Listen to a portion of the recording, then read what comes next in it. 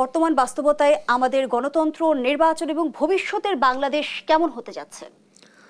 আমি তো আসলে আশাবাদী মানুষ। আমি সবসময় মনে করি যে বাংলাদেশ একটা ডেমোক্রেটিক ট্রানজিশনের মধ্য দিয়ে বাংলাদেশ একটা চমৎকার গণতান্ত্রিক রাষ্ট্রে উপনীত হবে, এবং এটাই তো আমাদের প্রত্যাশা, এটাই তো আমাদের আকাঙ্ক্ষা। এবং আমাদের দীর্ঘ 16 বছরের লড়াই, যেটা আমরা 24 জুলাই এবং অগাস্টের ফার্স্ট উইকে, অর্থাৎ অগাস্টের 5 তারিখ, যেটা আমাদের ছেলেরা এবং আমরা অনেকেই 36 জুলাই বলতে পছন্দ করি, ভালোবাসি। এটার পেছনে আমাদের একটা আবেগ আছে।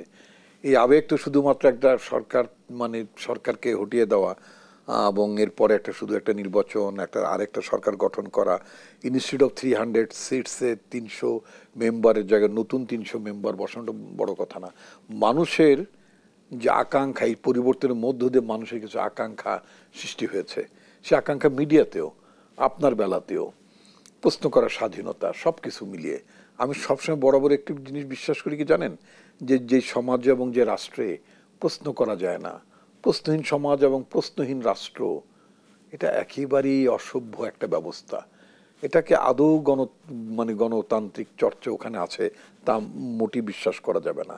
তো সুতরাং আমাদের রাষ্ট্রে, সমাজে প্রশ্ন করা যাবে, প্রশ্ন তোলা যাবে, এবং প্রশ্নগুলোর উত্তর যারা যেখানে থাকবেন অপর প্রান্তে তারা দেবেন, দিতে হবে, দিতে বাধ্য থাকবেন।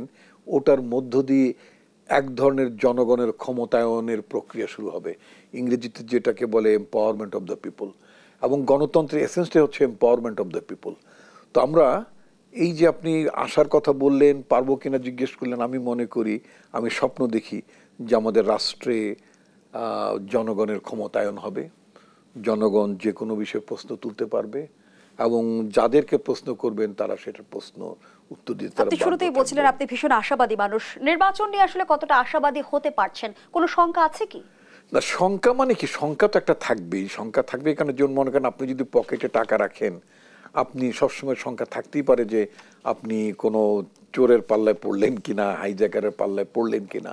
সেটার জন্য আপনার নিজের যেমন সতর্ক থাকতে হবে, অ্যাট দ্য সেম টাইম যে সমাজে, যে রাষ্ট্রে বসবাস করেন তারা আপনাকে নিরাপদ রাখবেন, সেই প্রত্যাশা তো আপনি করতে পারেন এবং করা উচিত আমাদের। তো নির্বাচনীয় সংকট হচ্ছে এটাই কি, দেখেন, যারা গত 15 বছর এই বাংলাদেশটাকে যারা অবাধে লুণ্ঠন করেছেন, অর্থাৎ শাসন ক্ষমতায় থেকে জনগণের ভোট ছাড়া, জনগণের ভোটকে বঞ্চিত করে যারা